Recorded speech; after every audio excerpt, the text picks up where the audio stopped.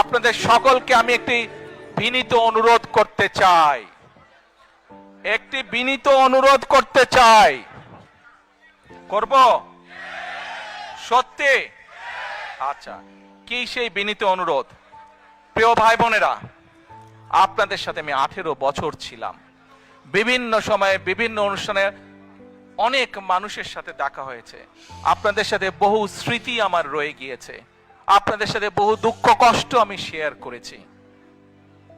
আপনারা বিভিন্ন সময়, আমার বক্তব্যের শুরুতেই বলেছি, যুক্তরাজ্য সহ বিভিন্ন দেশের প্রবাসী, বিশেষ করে যারা জাতীয়তাবাদী, বাংলাদেশি জাতীয়তাবাদের রাজনীতিতে বিশ্বাস করেন, আপনারা বহু মানুষ বিভিন্ন সময় আমার পরিবারের, দলের বিপদের সময় আমাকে মানসিকভাবে সাহস দিয়েছেন, সহযোগিতা করেছেন, সমর্থন জুগিয়েছেন। আজকে বিশেষ করে লন্ডনে যারা আছেন, বিশেষ করে তোমরা যারা ইয়াং আছো, ছবি তোলার জন্য পাগল হয়ে যাচ্ছ, প্রত্যেকের কাছে আমার একটি অনুরোধ, 25 তারিখে ইনশাআল্লাহ আপনাদের দয়া, আল্লাহর রহমতে আমি দেশে ফিরে যাব। কিন্তু এখানে উপস্থিত, এই ঘরে উপস্থিত প্রত্যেকটি মানুষের কাছে আমার অনুরোধ, দয়া করে কেউ আপনারা এয়ারপোর্টে সেদিন যাবেন না। দয়া করে কেউ আপনারা এয়ারপোর্টে যাবেন না আপনারা।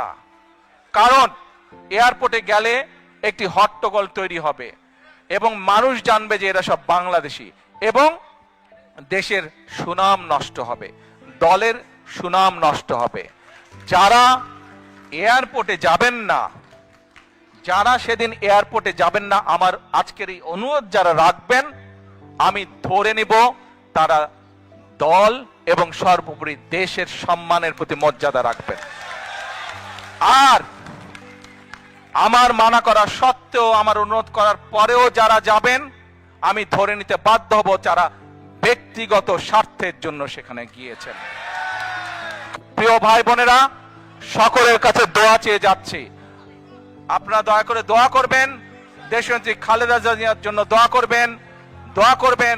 আপনাদের সামনে যে পরিকল্পনা তুলে ধরেছি, আল্লাহ যাতে আমাকে তৌফিক দেন দেশ এবং দেশের মানুষের জন্য সেই কাজগুলো যাতে সম্পূর্ণ করতে পারে। আল্লাহ হাফেজ।